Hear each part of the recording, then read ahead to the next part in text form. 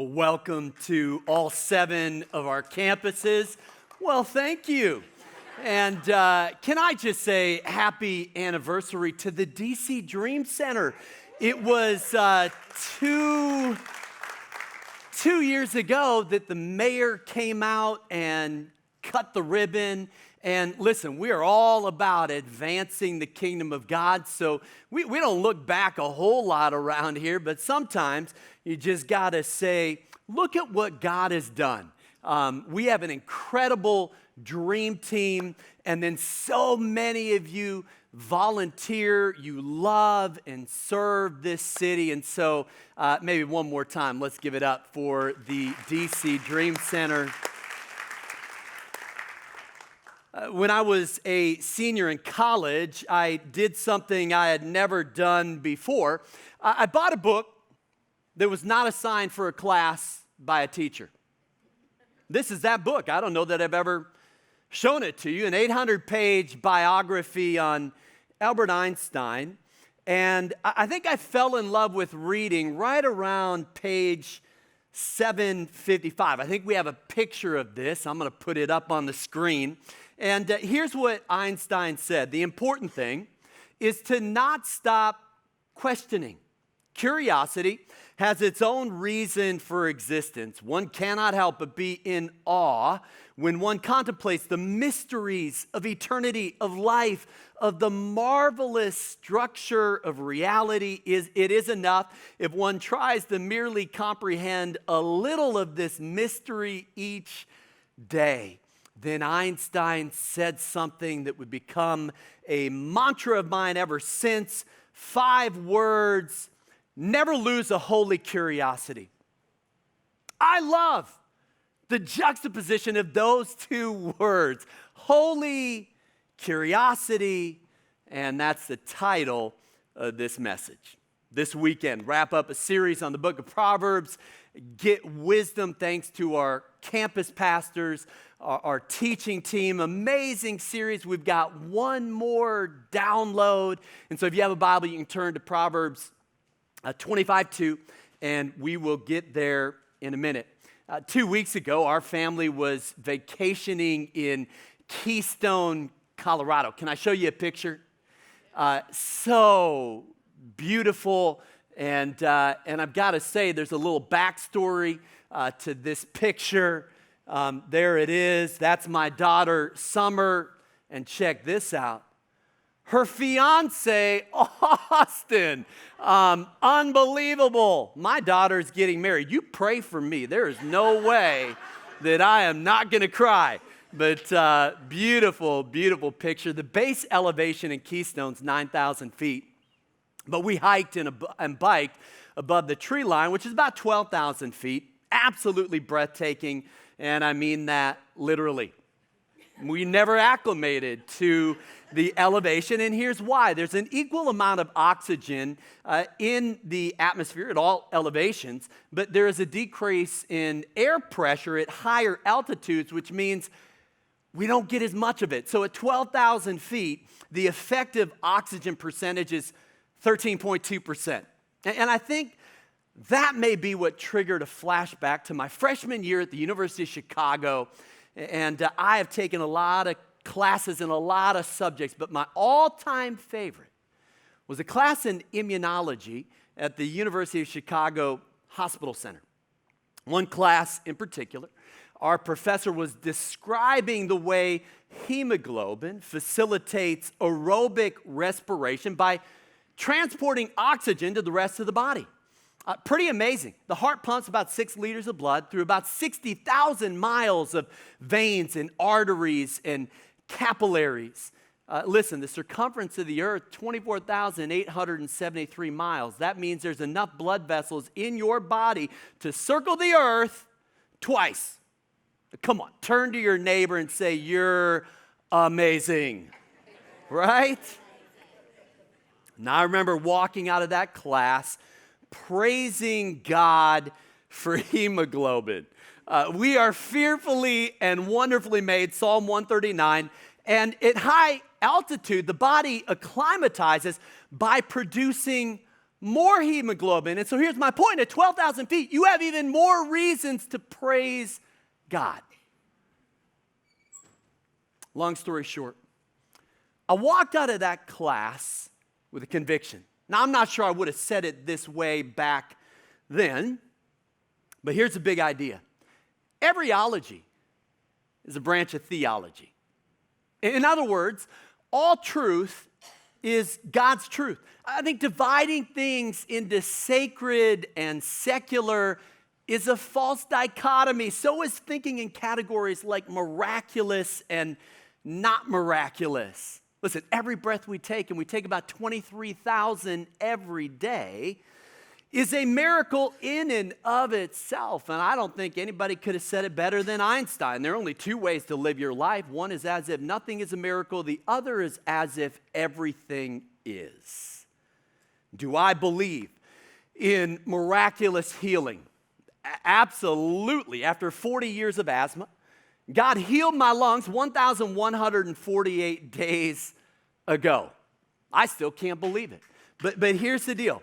The healing process itself, everything from blood clotting to cells regenerating to bones repairing, is no less miraculous. Here's what I'm getting at. It doesn't matter whether you're studying theology or psychology or biology, one of my new favorites, dendrology. Those sciences reveal a dimension of who God is. Romans 1:20 says it this way. Since the creation of the world, God's invisible qualities, his eternal power, and his divine nature have been clearly seen, being understood from what has been made. Now, the church made a mistake 400 years ago. An Italian astronomer named Galileo proposed a heliocentric solar system, and the church called it heresy. Well, what it really was cognitive entrenchment. The church got scared. The church got defensive. And I think the powers that be, Pope Urban VIII in particular, turned allies into enemies. Listen, science is our friend, okay? Science is our friend. Einstein said science without religion is lame. Religion without science is blind. Well, one more fun fact, and then we're going to unpack this proverb. During my sophomore year of college, I transferred from the University of Chicago to a little Bible college in Springfield, Missouri. And that's where I would preach my first sermon in a homiletics class. And I look back on it, and it's kind of interesting. I chose an interesting text as the very first sermon I would preach. It's 1 Kings 4, and I'll put it up on the screen. It says, God gave Solomon wisdom and very great insight, a breadth of understanding as measureless as the sand on the seashore. He spoke 3,000 proverbs, and his songs numbered 1,005, but who's counting? He described plant life, from the cedar of Lebanon to the hyssop that grows out of the walls. He taught about animals and birds and reptiles and fish. Men of all nations came to listen to Solomon's wisdom, sent by all the kings of the world who had heard of his wisdom. Now, this text is probably the tip of the iceberg, but Solomon evidently was into philosophy, musicology, dendrology, ornithology, entomology, herpetology, ichthyology, and I think there are probably a few more, but I think it's fair to say that Solomon was the patron saint of holy curiosity, and it was that same Solomon that then penned these words in Proverbs 25:2. Said this, "It is the glory of God to conceal a matter. To search out a matter is the glory of kings." Here's the big idea this weekend. God doesn't hide things from us. God hides things for us. Now, I don't think anyone gets any more excited than the Creator when we make new discoveries about His creation. Sometimes we fail to give credit where credit is due. We make the same mistake referenced in Romans 1:25. We exchange the truth for a lie, and we worship created things rather than the Creator. But that doesn't make what I'm about to say any less true. Listen, the astronomer who charts galaxies, the geneticist who maps the human genome, the oncologist who's trying to cure cancer, the oceanographer explores barrier reefs, the chemist who charts molecular structures, and the theologian who studies God have one thing in common. All of them are simply fulfilling a very ancient instinct. And we'll come back to that. In the 16th century, Francis Bacon, the father of empiricism and of the scientific method, he had to say this about this particular proverb, and I'll actually put this on the screen so you can read it. Solomon, although he excelled in the glory of treasure and magnificent buildings, of shipping and navigation, of fame and renown, yet he maketh no claim to any of those glories, but only to the glory of inquisition of truth. For so he saith, the glory of God is to conceal a thing, but the glory of the king is to find it out. As if, according to the innocent play of children, the divine majesty took delight to hide his works, in the end, to have them found out. And as if kings could not obtain a greater honor than to be God's playfellows in that game. I rather like that. It's almost like God is playing hide and seek. It's almost like this cosmic game of cat and mouse, and it is as old as Eden. Long before the Great Commission, there was the Genesis Commission. God blesses Adam and Eve, and he gives them a curious command, and I mean that literally and figuratively. He says, be fruitful and multiply and fill the earth. Now, everything outside of Eden was uncharted territory. They could travel 24,873 miles in any direction and never see the same landscape twice. And God says, go. Fill the earth and subdue it. Now, the Amplified Version says it this way: use all of its vast resources in the service of God and of man. In other words, God commissions us to take care of his creation. It's our job to steward every square inch, and that is a tremendous challenge. The Amazon, you've probably seen, is in great jeopardy right now. I think it's a soccer field and a half every minute that's getting burned down. And you know, sometimes out of sight, out of mind, it's so far away. But listen, the Amazon rainforest, it covers about 40% of South America. And check this out. It produces 20% of the Earth's oxygen. Okay, that's why it's called the planet's lungs. So this probably affects us more than what we think. So what do we do with that? What do we do with this Genesis Commission? Well, let me zoom in and then we'll zoom back out.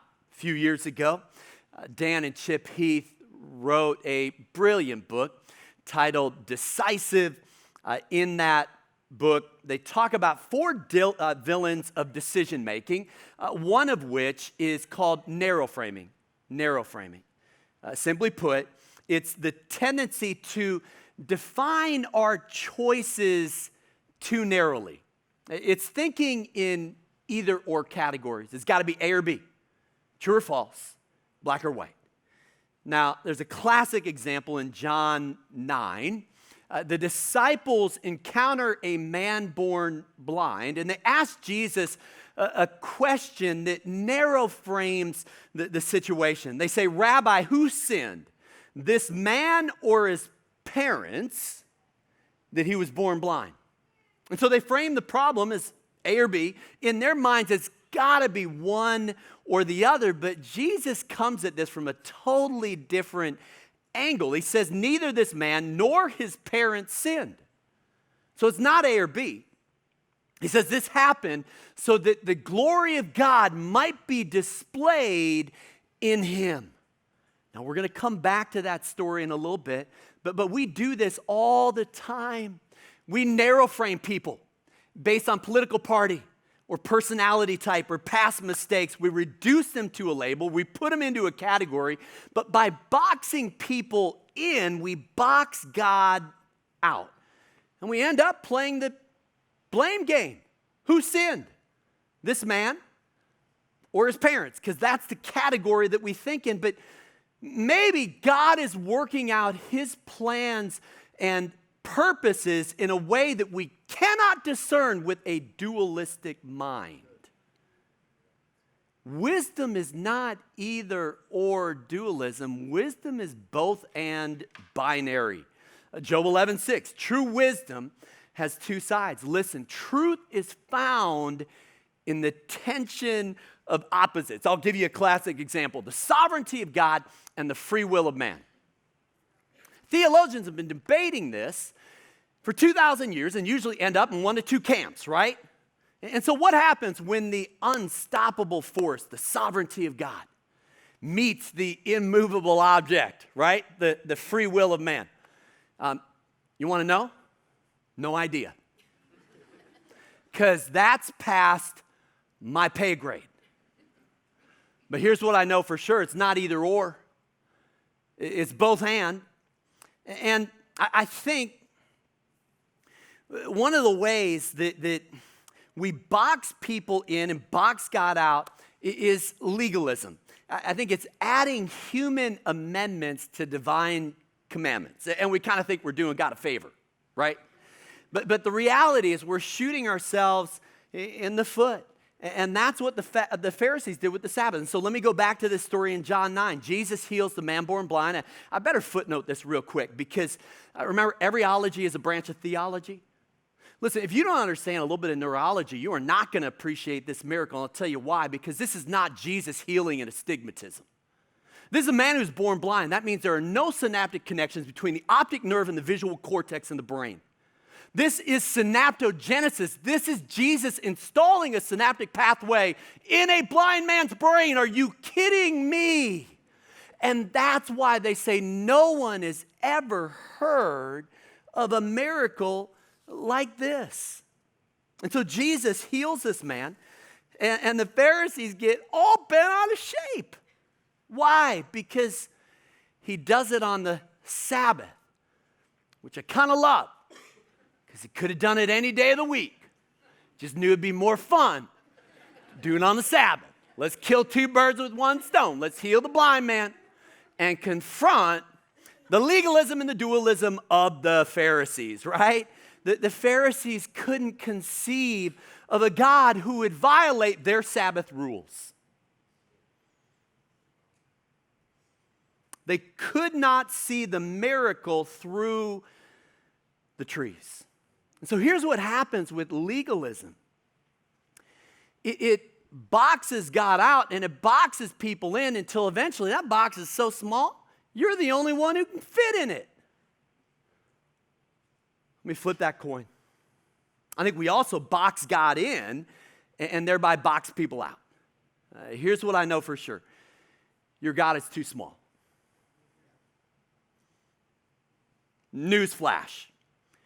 God does not fit within the confines of the cerebral cortex. If he did, he wouldn't be God. And so here's the challenge. In the beginning, God created us in his image. We have been creating God in our image ever since. And when we create God in our image, what we end up with is a God who, first of all, looks a lot like us. Shocker. But Tozer said this: when we create God in our image, we end up with a God who can never surprise us, never astonish us, never overwhelm us, never transcend us. Why? Because we narrow frame God. I also said a low view of God is the cause of 100 lesser evils, and a high view of God is the solution to 10,000 temporal problems. And G.K. Chesterton said how much happier you would be, how much more of you there would be, if the hammer of a higher God could smash your small cosmos. Wouldn't that be wonderful? Well, let me push the envelope a little further. Isaiah 55. As the heavens are higher than the earth, so are my ways higher than your ways, and my thoughts than your thoughts, declares the Lord. This is ground zero. This is square one. This is my starting point theologically. God likens the difference between our thoughts and his thoughts to the expanse of space. And I'll give you the short version. Last time I checked, the co-moving distance of the universe, 93 billion light years. Light travels 186,000 miles per second. That equates to about 5.88 trillion miles per year. We can't even comprehend 1 light year, let alone 93 billion. And God says, oh, it's about the difference between your thoughts and my thoughts. So here's my thought. Your best thought on your best day is about 93 billion light years short of how great and how good God really is. Everybody at all of our campuses, you walked in this weekend underestimating God by 93 billion light years. Can we just praise God right now for that?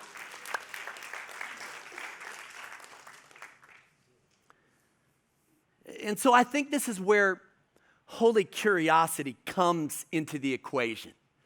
Like if you're into legalism, your world's getting smaller and smaller. God is getting smaller and smaller. But I think true spirituality, true pursuit of Creator God is fueled by this.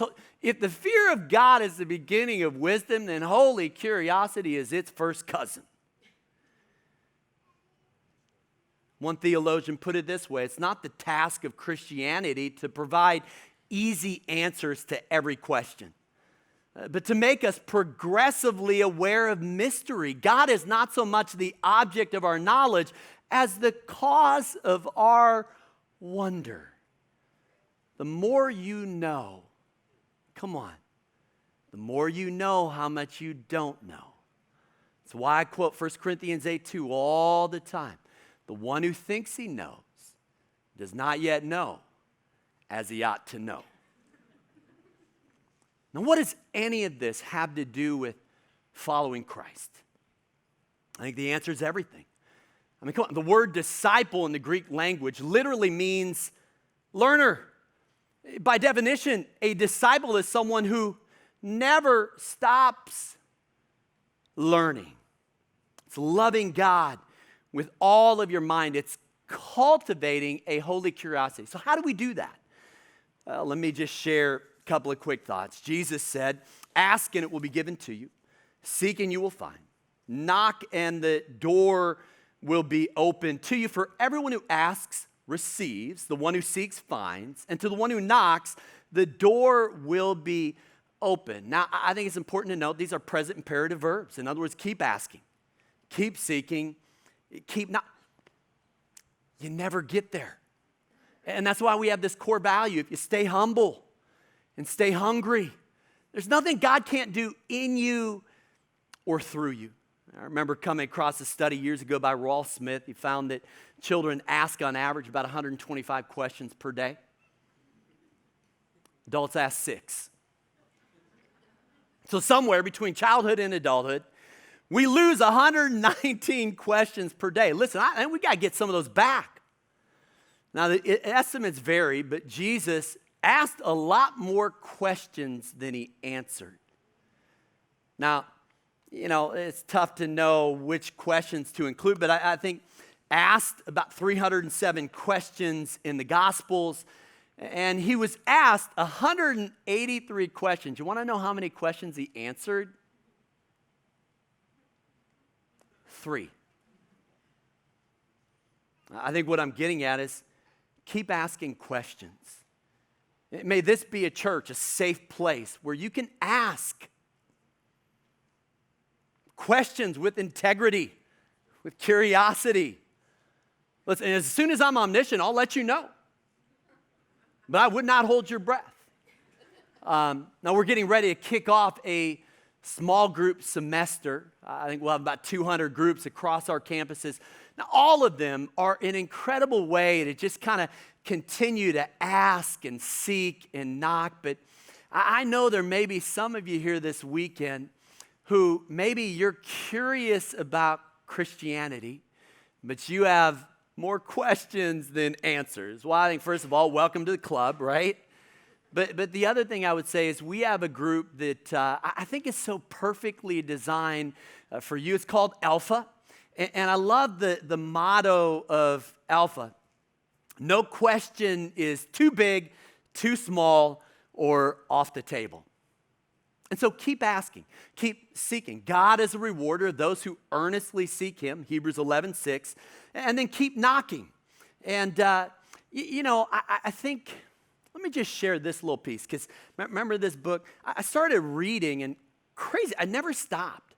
Now part of it, I think, was, I read about 3,000 books before I wrote one, and two reasons for that. One is that I'm not naturally gifted as a writer.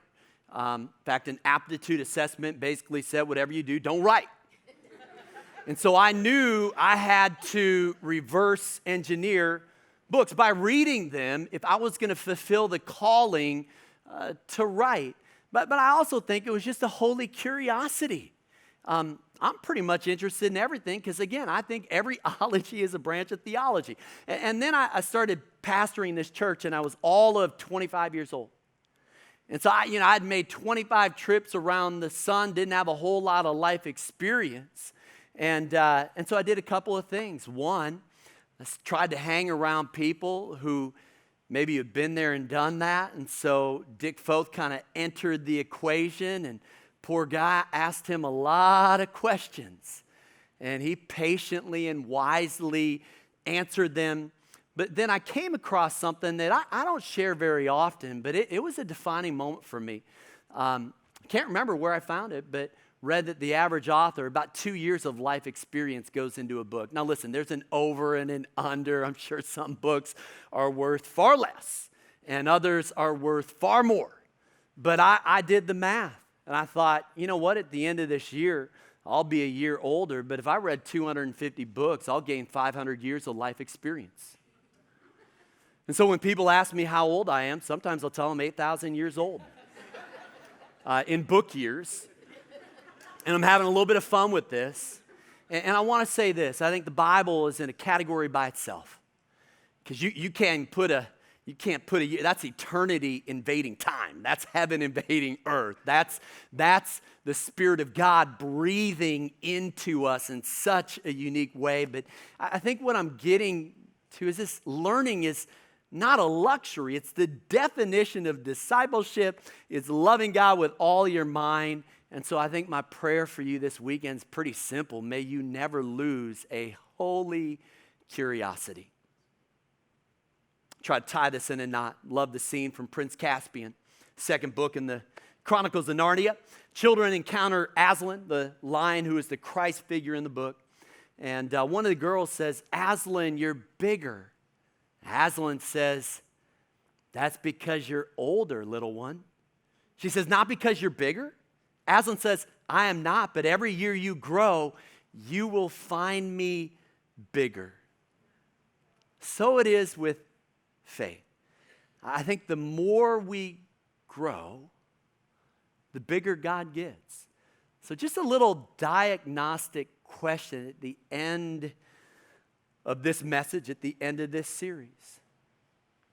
Is your God getting smaller and smaller? Or is your God getting bigger and bigger? Let me close with this.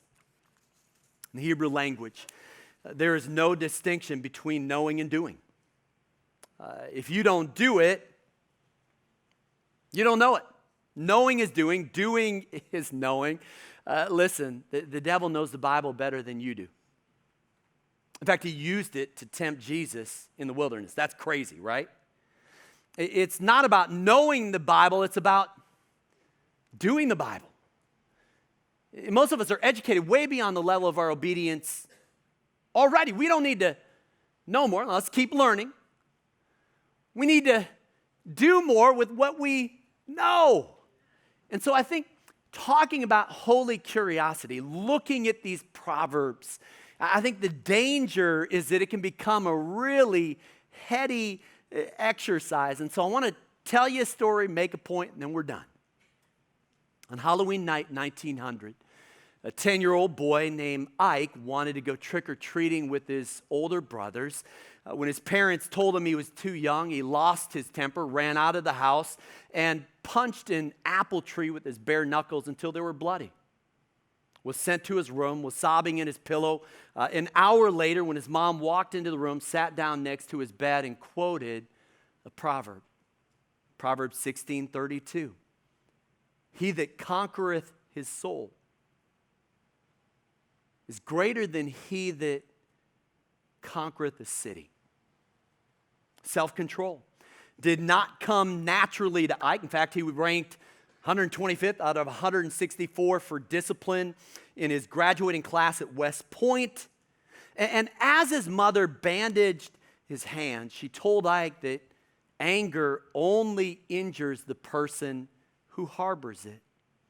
At 76 years of age, Ike would look back on his life and identify this moment, this proverb, as the turning point. 66 years after the fact. He said, I have always looked back on that conversation as one of the most valuable moments of my life. Now, half a century later, he would be elected 34th president of the United States.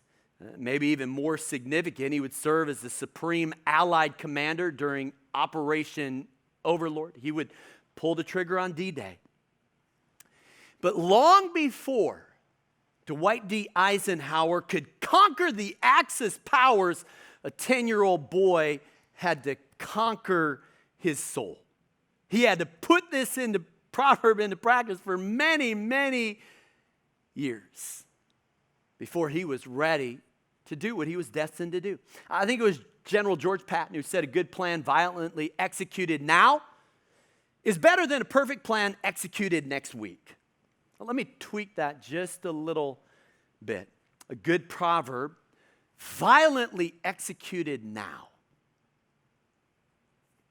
is better than a perfect proverb executed next week. Now listen, I hope you've read through the book of Proverbs during this series. If you haven't, you still can. The proverb a day keeps the doctor away, but the goal isn't just to get through the Proverbs, it's to get the Proverbs through us. It's putting Proverbs 16:32 into practice day in and day out. It's conquering your soul over 66 years so that when the time comes, you can lead a country like Solomon or like Dwight D. Eisenhower. Let me invite our worship teams to come, and we're going to close this weekend with a song. In 1225 AD, St. Francis of Assisi wrote a poem. He was cut from Solomon's cloth. He loved nature, loved nature's God. In fact, patron saint of animals. In 1225, he wrote a poem titled The Canticle of the Creatures. It's one of the first works of literature written in the Italian language. According to tradition, he sang it as a song on his deathbed. Now, the poem survived. The music did not. So in 1919, an English pastor named William Draper turned that poem into a hymn and titled it, All Creatures of Our God and King. Seems like an appropriate song for us to sing at the end of this message, at the end of this series. May you never lose a holy curiosity. Amen.